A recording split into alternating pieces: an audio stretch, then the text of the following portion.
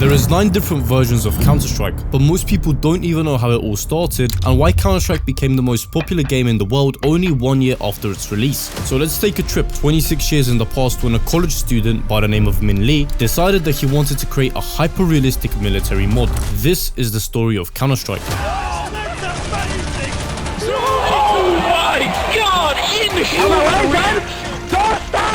Door stuck! Please! During the second half, SK wasted no time. How have they done that? They came back all the way! All the way!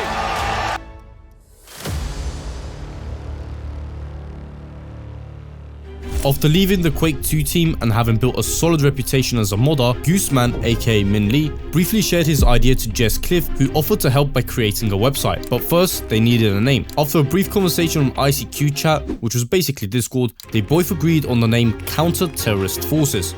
Nah, it was actually Counter-Strike. And so the website was created on March and the first ever pictures of the mod were released to the public. Gooseman had decided that Half-Life would be perfect for the mod, but it didn't have a modding kit at the time, until a month later when the Half-Life SDK was finally released and Min was able to begin work on what would soon become the most played game in every internet cafe. And so on June the 19th, 1999, the first ever beta for Counter-Strike was released, with the game featuring a hostage scenario and an arsenal of 9 weapons and 4 maps, with 1 player model for each side. Every month after this, a new beta was released with 2.0 and 3.0 introducing the famous Deagle and the AK, as well as radio communications which Jess Cliff voiceovered. Yes, every single radio command is Jess Cliff's voice. And we also saw the addition of the Arab Man, which was an Arab in pajamas and sandals that of course received a lot of criticism and was later fixed. But it was in beta 4.0 when the biggest and most important change in the history of Counter-Strike was made, with the introduction of the bomb defusal mode. One random person started with the bomb, they couldn't drop it, and it automatically got planted when reaching the bomb site. Within this update, Dust and Nuke were also added to the map pool, and we experienced the first ever shift in the meta as everyone went from using the MP5 as their main gun to now using the P90 and bunny hopping around with the whole map.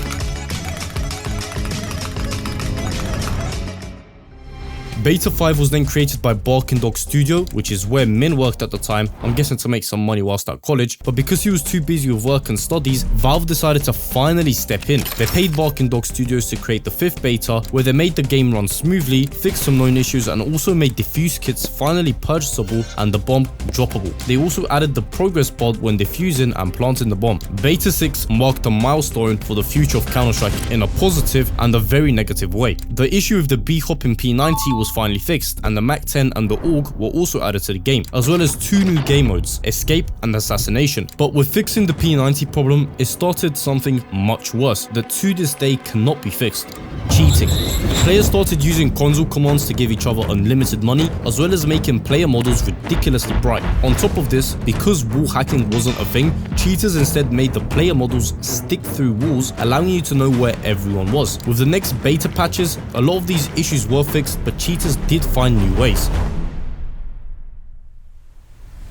On April the 12th in the year 2000, Valve officially announced that they had entered a partnership with the Counter-Strike team and the Counter-Strike 1.0 will be officially released. It was also at this point that Valve had purchased the rights to the game and had hired Min and Jess Cliff. Following this statement, the final beta 7.0 was released, which was where we saw the addition of factions and their final player models. We also saw lots of Counter-Strike lore that was added, such as Arctic Man Joe, which was a weekly diary of the Arctic terrorist. They included his schemes, plans, pictures, and stories, which you can all find links to in the description. As well as this, a comic called Countercrap was also released on the website that had 15 episodes. At this point, the Counter-Strike mod had become the most played game and the website was receiving millions of hits every month.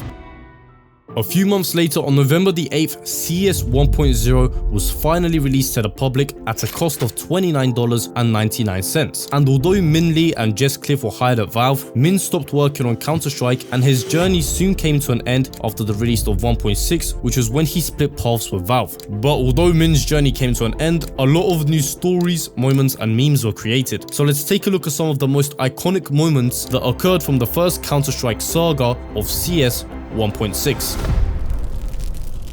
But before that, I just want to make your life a little bit easier with today's sponsor, Skins Monkey. Instead of you having to sell your skins on the Steam market one by one, you can just quickly and easily exchange your old skins for better ones with just a couple of clicks. On top of this, if you use code MEDIA, I won't get any commission, but you can get up to $5 for free on your first trade, or a 35% bonus on any deposits. Skins Monkey also offers daily, weekly and monthly giveaways for completely free, and if you have any issues, they have a 24/7 support team. Link is in the description if you want to check them out. Apart from the fact that by 2001, CS had overtaken Quake in terms of prize pools at CPL tournaments, everyone in Brazil, Europe and the US was consistently playing CS till 2 AM at internet cafes or LAN parties. At this time, the most viewed Counter-Strike video was also released, which was an animation from Flash Deck Animations that is currently on 120 million views. We also had the infamous Door Stuck meme that is currently on 33 million views. I could exercise you. This could be your phys ed. Cheat on your man, homie. I tried to sneak through the door, man. Can't make it. Can't make it. The shit's stuck. Out of my way, son! Door stuck! Door stuck! These clips were all iconic, but so were the 4 new community game modes that were created during 1.6 and ended up sticking with the community for the next 25 years. KZ, Surfing, Jailbreak, and Zombie. The story behind Surfing is very interesting but simple. A player called Marion was testing his new Knife Arena map and he quickly realized that you can slide and gain momentum from the roof, so he copied the roof blocks and created the first ever surf map called Surf the Gap. He then remade the map a few times, started a server, and taught other players how to surf, and the rest is history. In terms of KZ, the name actually comes from Creeds, a player who saw the potential of Counter-Strike movement and decided to create his own maps, which was full of jumps that were designed to push the boundaries. He even made a website at the time, creeds.com, where he would post new maps and updates. Later in 2004, he combined his website with the Extreme Jumps website and hosted the first ever season of the KZ League.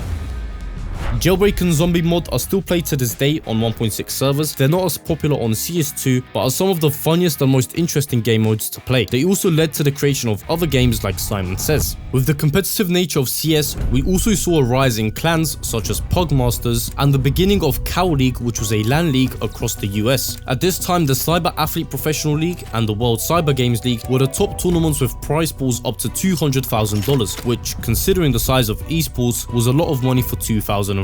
It was in these tournaments that many pros like Neo, Get Right and Markloff were born.